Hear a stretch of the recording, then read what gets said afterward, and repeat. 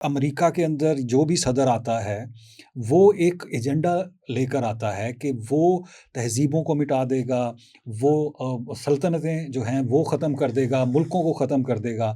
ये क्या उनके जो है वो कॉन्स्टिट्यूशन में ये चीज़ मौजूद है या फिर ये उनका एजेंडा है? मेरा ख़्याल है कि ये सिर्फ़ ट्रंप का एजेंडा है हुँ, और ट्रंप से पहले अमेरिका में जो 40 सदूर गुज़रे हैं, ये पोस्चर किसी सदर ने नहीं लिया। और जहाँ तक सैमुअल पी हंटिंगटन के इस एक आप कह लें जो उसका एक आर्गूमेंट था हुँ, क्लैश ऑफ सिविलाइजेशंस का, मैं मुख्तसर ये बताऊँ कि मैं हमेशा इसको कभी बाय नहीं किया। ओके, मुझे अमेरिका में भी कई दफ़ा इस पे बात करने का मौका मिला है और वहाँ पर भी मैंने इसका रिबटल दिया। हार्वर्ड में चूँकि ये पढ़ाते थे हंटिंगटन, जी, मेरा वहाँ जाना भी हुआ जो कैनेडी स्कूल ऑफ गवर्नमेंट है हार्वर्ड में, और ये इत्तेफ़ाक है कि उस दिन और लोगों से मुलाकात हुई, वो हंटिंगटन नहीं आए। वो प्रेज़िडेंट थे उस हुँ, वक़्त अमेरिकन पॉलिटिकल साइंस एसोसिएशन के, एप्सा के, मैं भी उसका एक मेंबर था। ठीक है। तो मेरा ख़्याल था कि उस गैदरिंग में भी शायद उनसे इस मसले पे कोई बात हो दू-बदू। तहज़ीबों के हवाले से मेरा हमेशा ये तासुर रहा कि दुनिया में अगर जंगों की तारीख पढ़ें, हुँ, तो जंगें तो एक चीज़ के गिर्द घूमती हैं और वो मफ़ाद है, वो इंटरेस्ट है। हुँ, और इंटरेस्ट ये नहीं देखता कि आपकी जंग किससे है। ठीक है। अब वर्ल्ड वॉर्स को देख लें, ये क्रिश्चियन वर्ल्ड में आपस में लड़ी गई। हुँ, बाकी जंगें देख लें दुनिया में अब तक 93% आप कह लें जो वॉर्स है ना, वो इंटरेस्ट की बुनियाद पर लड़ी गई। ना उसकी वजह कोई एथनिसिटी थी, ना नेशनलिज्म था, ना रिलीजन था। अभी भी आप देख लें, अब ये जो खलीज की आप बात करते हैं, ये ठीक है कि इसराइल और अमेरिका ने ये हमला किया ईरान पे, लेकिन आपने देखा बदले में ईरान ने तो खलीजी ममालिक पे भी हमला किया। हुँ, अगर आप यूं करें कि मुसलमानों को एक तहजीब शुमार कर लें, तो आप देखेंगे मुस्लिम ममालिक में आपस में भी मुगारत है और एक दूसरे के हवाले से। फिर ये जो आप डिवाइड देख रहे हैं क्रिश्चियन वर्ल्ड में, कभी सोचा था कि नेटो के ख़त्म होने की बातें होंगी? हुँ, कभी सोचा था कि यूरोप के ममालिक इस अंदाज से अमेरिका को नो करेंगे? या ये जो यूक्रेन वॉर है, ये भी तो यूरोप में है ना? हुँ। तो मैं कभी भी इस आर्गुमेंट को उस अंदाज से नहीं लिया, और दिलचस्प बात ये है कि यहाँ बड़ा पॉपुलर था ये इंडिया और पाकिस्तान में। एग्ज़ैक्टली बड़े थीसिस लिखे गए, बड़ी बड़े इस किताबें पे लिखी लिखा गई, किया। हाँ। बेनज़ीर भुट्टो साहिबा ने एक दफ़ा प्राइम मिनिस्टर थी, वो कौमी असेंबली में तकरीर में इसका ज़िक्र किया। हुँ, दिलचस्प बात ये है कि अमेरिका में ये वो ठीक है, उनको बड़ा एक नामवर प्रोफ़ेसर थे, लेकिन वो आर्गुमेंट इतना पर्सुएसिव नहीं माना जाता था कि उस पे को वहाँ बात होती थी, ख़ास तौर पे पीएचडी क्लासरूम में या एकेडेमिया में। लेकिन मैं ये कहूँगा कि ये जो अब बात कर रहे हैं ना, एक तो इससे ये अंदाज़ा हो रहा है कि ज़ाहिर है उसको ईरान की तारीख तो पता है, हुँ, इसमें तो कोई दूसरी राय नहीं है। और जिस अंदाज़ से फिर ईरान ने जो पोस्चर लिया है, ये थोड़ा-सा या उनके लिए अनएक्सपेक्टेड था कि यस, उनका ख़्याल था कि जल्द हो जाएगा, रेज़ीम चेंज हो जाएगा, और ये जो डिले हुआ है। तो मैं ये कहूँगा कि ट्रंप जो है वो एक तो आउट ऑफ फ्रस्ट्रेशन, हुँ, लेकिन ये बात मैं मानने को तैयार हूँ कि ट्रंप जो कहता है ना, वो करता है। वो करता है। हाँ, ट्रंप डिसीव भी करता है, हुँ। ये कन्फ्यूज़ भी करता है। अच्छा मैं आपकी यहाँ हाँ। पे बात करूँ कि जो इसने पॉलिसी अपनाई हुई है, हुँ, आप चूँकि हुँ। आप तो प्रोफ़ेसर हैं, हिस्ट्री के आप उस्ताद हैं पॉलिटिक्स के भी। तो निक्सन की भी क्या यही पॉलिसी थी कि वो मैडमैन थ्योरी अपनाई हुई थी कि पता नहीं चलने देना, क्या कर देना है, कन्फ्यूजन क्रिएट करनी है एंड और करन कहना कुछ है और कर कुछ देना है। तो is he following that theory?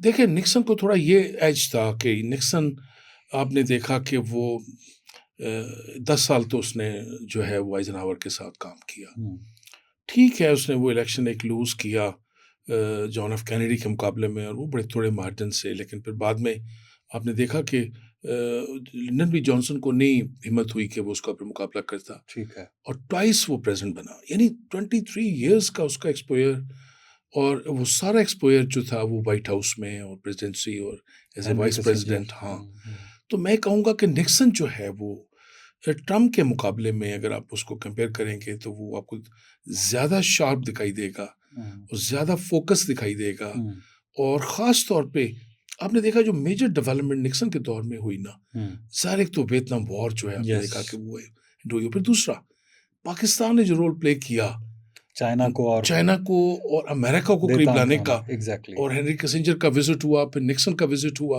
हुँ, तो मैं ये कहूँगा कि वो जो फ़ॉरेन पॉलिसी थी निक्सन की, और जिस अंदाज से वो अमेरिका को आगे लेकर गया, वो ठीक है, इंटरनल जो उनके यहाँ मामलात बने, फिर इम्पीचमेंट का प्रोसेस शुरू हुआ, वाटर गेट स्कैंडल पे उनको रिज़ाइन करना पड़ा। लेकिन ये जो ट्रंप है, ये इसको आप किसी माजी के अमेरिकी सदस्य से कंपेयर नहीं कर सकते, चूँकि ये तो अनऑर्थोडॉक्स है। एक ये बुनियाद इसकी पॉलिटिक्स नहीं रही, एक बिजनेसमैन, एक जैसे डील मेकर जैसे इस पे किताबें लिखी गई हैं, ये रियल स्टेट का बानी, और फिर उनका एक प्रोग्राम आया करता था अप्रेंटिस के नाम से, उसको ये होस्ट करता था। और बुनियादी तौर पे तो ये पॉलिटिशियन नहीं है, लेकिन दिलचस्प बात ये कि ट्रंप है कंसिस्टेंट। ये बड़ी हैरानकुन बात है। आप ईरान के बारे में, अब जो कुछ मिडल ईस्ट में हो रहा है, आप इसके 20 साल पहले के भी क्लिप उठा के देखेंगे ना, तो बिल्कुल वही बातें कर जब कोई आदमी नहीं जानता था कि ये कभी खुद भी सदर बन जाएगा। तो मैं यही कहूँगा कि उसकी थॉट्स में जो है वो कंसिस्टेंसी है। आपने बात की है इंटरेस्ट की, तो अगर इसकी जो रिसेंट जो ये कंपेन इसने चलाई थी, तो ये खुलकर ऑयल कंपनी से कह रहा था कि मुझे सपोर्ट करें और मैं जो है आपके इंटरेस्ट को आगे बढ़ाऊंगा। और फिर हमने देखा कि ऑयल कंपनीज ने इसकी जो कंपेन थी उसमें पैसे भी लगाए, $1 मिलियन लगाए, और जब वो आया है तो उसमें जो ऑयल कंपनीज हैं उनके साथ इनकी मीटिंग्स हो रही हैं।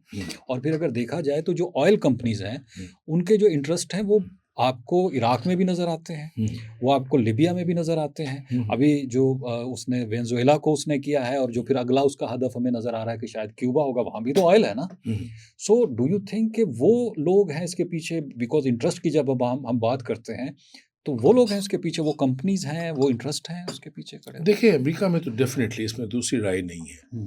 अमेरिका में जो आपको पॉलिटिकल फिगर्स नज़र आते हैं ना सामने, उनके पसे पर्दा और कुव्वतें हैं। माजी में उनको कहा जाता था, एक किताब लिखी गई वाशिंगटन कम्युनिटी, ठीक है। फिर जब हिलरी क्लिंटन हारी है ना ट्रंप से, जो पहला इलेक्शन था जी 2016 में, तो उसमें आपने देखा कि हिलरी ने, जाहिर है कि वो 11 पॉइंट्स आगे जा रही थी।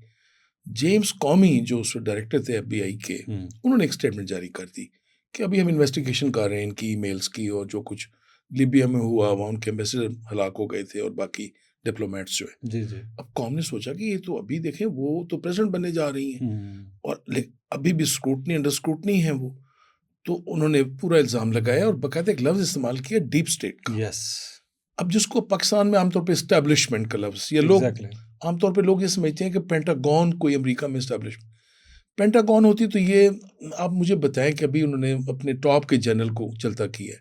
3 जनरल, टॉप का जनरल, नीचे 2 जनरल, सर टोटल 12 अब तक, जो जब से 12 हो गए उनको वो, और टोटल हिस्ट्री में अमेरिकी सदर 125 जनरल्स को घर भेज चुके हैं। लेकिन ये तो अक्सर अमेरिकी अखबार ये तो लगाते थे चाइना के ऊपर इल्ज़ाम कि देखें जी शी जिनपिंग ने अपने टॉप जनरल्स को हटा दिया फलान, and we are seeing in Trump era कि ये हो रहा है। एग्जैक्टली, वहाँ चूंकि एक कॉन्सेप्ट है सिविलियन सुप्रीमेसी का। लेकिन मैं कहता हूँ कि पेंटागन को भी, जो उनका, जिसको आप मिलिट्री इंडस्ट्रियल कॉम्प्लेक्स कहते हैं, और उनकी जो पॉलिटिक्स है, जिसको उन्होंने एक सिस्टम बनाया हुआ है, कोई ताकतें हैं वो कहीं किसी जजीरे पे बैठी हुई हैं। वो ताकतें इतनी ताकतवर हैं कि बिल गेट्स भी वहाँ जाने पे मजबूर है, एलॉन मस्क भी वहाँ जाने पे मजबूर है, दुनिया के प्राइम मिनिस्टर्स और जो प्रिंस हैं, और एडवर्ड वहाँ जाया करता था, ये जो भी एप्स्टीन फाइल्स की बात हुई, वहाँ मुझे लगता है कहीं तकसीम होती है। वो कहीं जमातें बनती हैं कि किसने कहाँ रूल करना है, किसका क्या रोल होना है, क्या किरदार होना है। तो ट्रंप भी जाहिर है कि उसको आप, मैं ये नहीं कहता बिग मनी नहीं, मैं कहता ठीक है, वो दुनिया में और अमेरिका में ख़ास तौर पे इतने बिलियनर्स हैं कि वो पूरी दुनिया की मईशत को भी कंट्रोल करते हैं, सियासत को भी कंट्रोल करते हैं, और इदारों को भी कंट्रोल करते हैं। ट्रंप भी उन्हीं का नुमाइंदा है, और जाहिर है कि जो कुछ उससे काम लेना है उन्होंने, और ट्रंप उनको लगता था कि वो सूट करता है उस जॉब के लिए। ये तो जंगरकवाने की बात किया करता था। यस, और ये जो रिसेंटली इनकी जो पॉलिसीज आई हैं, उसमें उसने कैटेगोरिकली लिखा है कि जी मैं पिछले जो कोल्ड वार के जो सदूर थे उन जैसा नहीं, बुश जैसा नहीं बनूंगा। मैं तो जंगें नहीं करूंगा, फॉरएवर वार्स में नहीं जाऊंगा। तो उसकी जो पॉलिसीज़ थी उसके अंदर स्टेटमेंट्स थी, उसमें कुछ अलग थी, और वो तो कह रहा था कि जी मैं तो वेस्टर्न हेमिस्फीयर को फोकस करूंगा। एंड नाउ आप देखें कि वो तो, और मिडल ईस्ट उसकी प्रायोरिटी में भी नहीं है, जो उसकी पॉलिसीज़ हैं अगर उसमें देखें तो उसमें प्रायोरिटी में भी नहीं है।